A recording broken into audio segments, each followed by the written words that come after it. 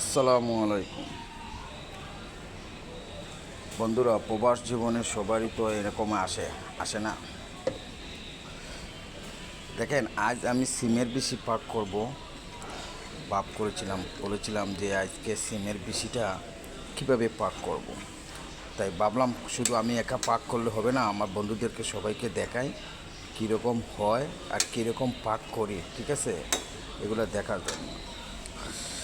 তাই দেখেন, প্রথমে আমি এই যে শৈল মাছ দিয়া, এটা ভাববেন না আমাদের সিলেটি ভাষায় বলে গদার মাছ, ঠিক আছে, আর শুদ্ধ ভাষায় বলে শৈল মাছ। এটা বড় শৈল মাছে নিয়ে মানে খালাইছি।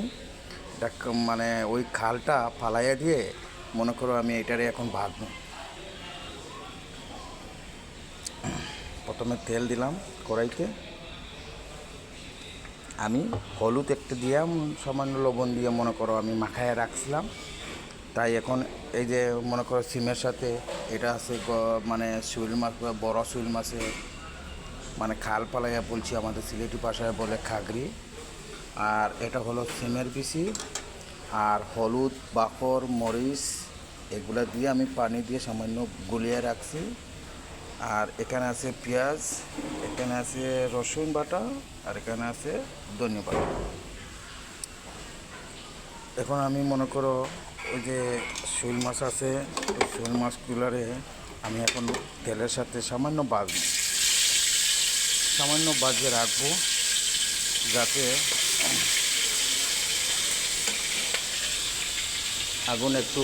আগুনের আঁচটা একটু কমিয়ে দিতে হবে।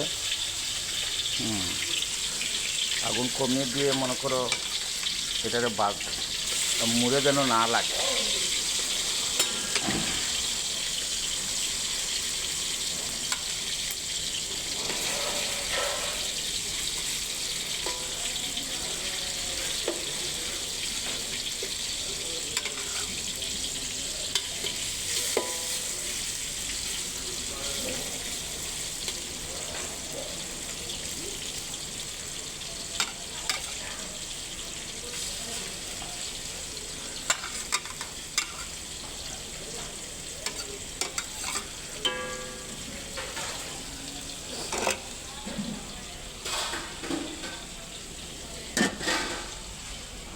এটা এখন সামান্য ঢাকনার সাথে ঘুরে রাখলাম।